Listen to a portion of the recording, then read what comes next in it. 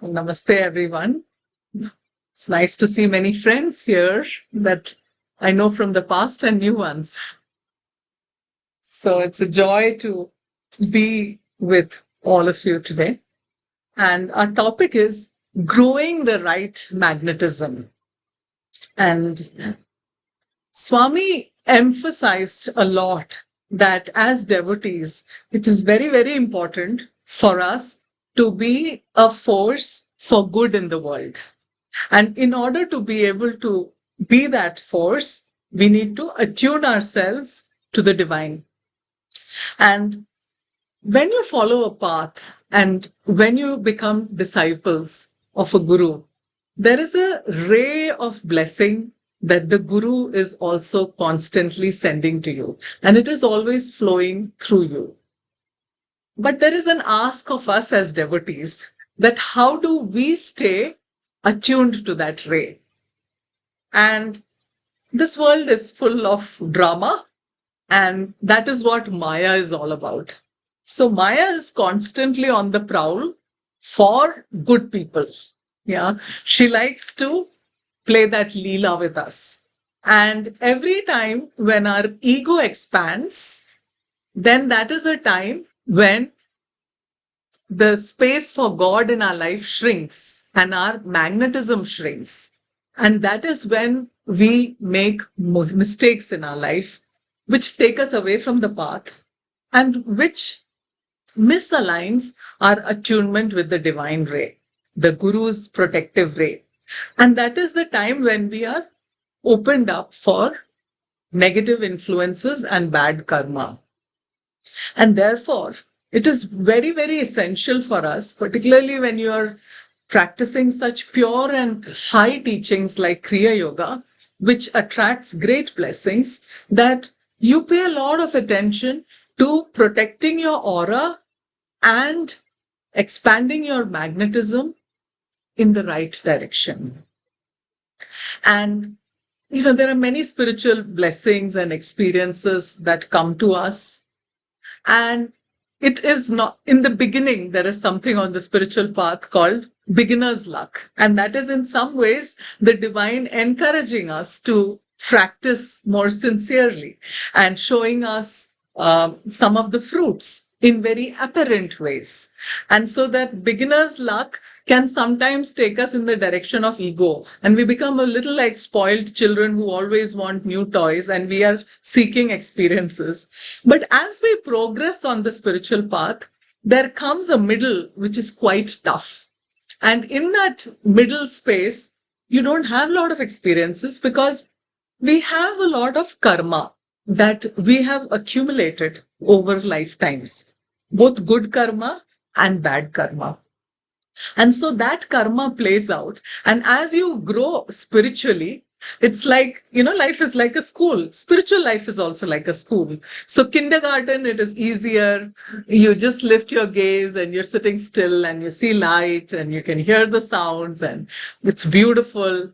You love it. You go and brag about it to a few friends and you say, wow, all my karma is getting blasted. Good things are coming to me. But that's also when spiritual pride sets in.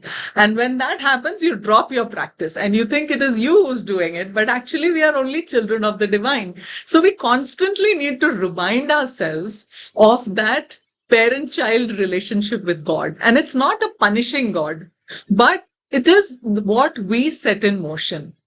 So if we just remember our lessons from the physics lessons from school, the magnet, when you pass energy through an electric wire, let's say, greater the force with which the energy passes, greater the magnetic field. Right. And we also have a saying in Ananda, greater the will, greater the flow of energy. And greater the flow of energy, greater the magnetism. So if you look at a magnet, it has two poles. And we know that, the opposite poles attract and the same poles repel, right? So those are some basic principles of magnetism. Now, if we look at our spiritual life also, creating the right magnetism is about enhancing the flow of positive energy inside our being. And how do we do that? We do that in a number of ways. Chanting is a great way to purify our energy.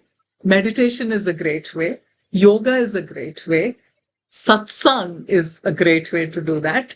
Spiritual reading and reflection, journaling, purifying our thoughts are all great ways of doing this. But even to be able to do these things, we need the right attitude. And so attitudes are in many ways, if we see even Patanjali's Ashtanga Yoga, the yamas and the niyamas, they are foundational. And that is what can help us really create the right magnetism.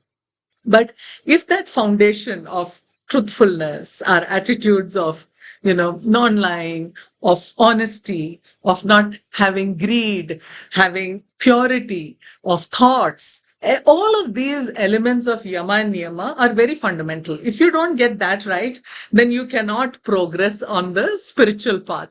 So creating the right magnetism is about getting the fundamentals right.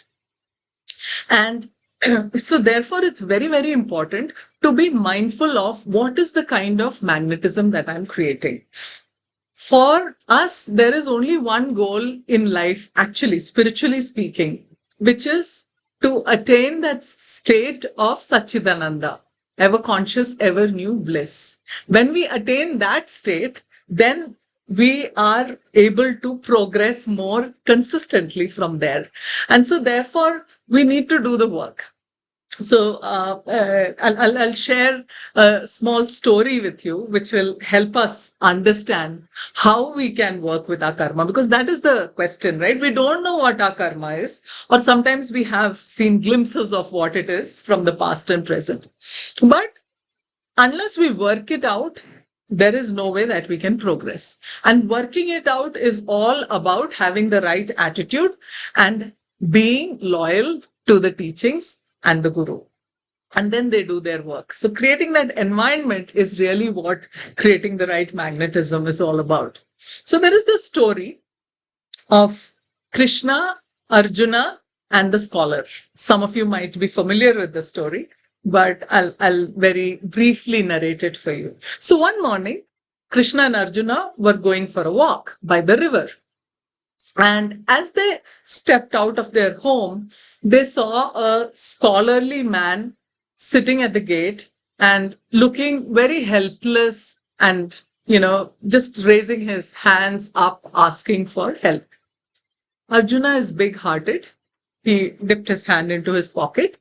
He had a small pouch of gold coins. He took it out and gave it to this man. He thanked them profusely, and the man ran home. He had a lot of responsibilities at home. He had children growing up whom he had to feed, a large family. He had a wife. The house was falling apart. His mother, who was old, was very sick. He didn't have money to buy medicines.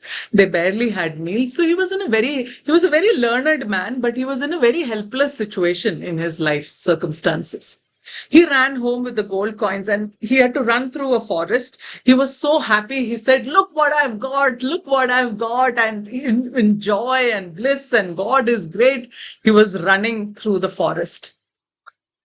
A thief was hiding in the forest. He saw him with this bag of coins. He just came and snatched it from him and ran away. And the scholar was very disappointed. He went home. He told his wife about it. And she said, yeah, misfortune, even if we don't have the fortune to keep what we got. And they felt very sad, and he slept without a meal that night. Next morning again, he went and sat outside the house. Again, Krishna and Arjuna were going for their walk. And as they came to the gate, saw this man sitting there. And Arjuna was a little surprised. He said, what happened? I gave you the gold coins yesterday. He said, I was running through the jungle and a thief came and snatched it away from me. So Arjuna felt very sympathetic. He said, such a learned man and he's struggling. So he had a diamond in his pocket that day. So he took out the diamond, quite a big one, and he gave it to the scholar and said, this time be careful. I don't want you to lose it. And this can really pay off everything that you need in this life. So he was very happy. He thanked him profusely and he took the diamond home. This time he was smart enough to keep quiet and he crossed the jungle and he went home with the diamond. And then he said, I have to take it to the jeweler in the evening. So he kept it in a pot at home and he went to sleep. His wife goes to the river to collect water. That day she slipped and fell, and the pot that she usually carries broke. So she came back home, and there is this old pot. So she took that, took it to the river, filled water, and came. The scholar woke up from his sleep, ready to go to the jeweler. He couldn't find the pot where he had kept the diamond. So he looked around and he said, who took this pot? And he came running to his wife. And she said, I took it to the river to fill water. But he said, we don't use this. But she said, I broke the other one and I didn't have money to buy. So I used this old one, even though it's leaking a little bit. He searched all over. Of course, the diamond was gone. The next day, he goes back and sits at the gate. Krishna and Arjuna are very disciplined at the time at which they go to the walk. So they came up. Arjuna was furious when he saw him sitting there and he said, now what is your story? And he said, this is what happened. It went in the river. He said, I don't have anything to give you today. I will pray for you. So Krishna took out 2 paise, let's say 2 paise equivalent of today's currency, and gave it to the scholar. The scholar just looked at it, was very disappointed. He said, such great men, this is what he's giving in alms. Internally, he judged Krishna for that. And anyway, he took it in grace, he bowed, and he started walking home. Arjuna was furious. I mean, he said, what are you doing? You gave him 2 paise. How can you do that? He said, you gave him, Krishna says to him, you gave him gold, you gave him diamond, nothing worked. So I thought this is good enough for him. Why waste more money on this man? The man was very disappointed with his head hung in disappointment. He was walking home and he saw a fisherman selling fish. And he's a vegetarian. He doesn't eat fish, but he just looked into that fisherman's basket and he saw one fish opening and closing its mouth as if crying out to this man to free him. So he said, with this 2 paise, I can do nothing. This poor fish is gasping for breath. Let me just buy in those days, for 2 paise, you could buy a fish. He gave the fisherman 2 paise, took the fish, and he was taking to leave it in the river. And as he looked at the fish on the way to the river, he saw something stuck in its mouth. And he tried to save it by putting his hand inside, and it was the diamond that his wife had lost. The fish had swallowed it. It was stuck in its throat, which is why it was making those movements with its mouth. The scholar was very thrilled. He took the diamond and left the fish in the water. And he started running home saying, I found it, I found it. And the thief was there in the jungle and he thought, oh my God, this man has some power and he's found out about me. He got very scared and he gave him the gold coins and ran away. And so the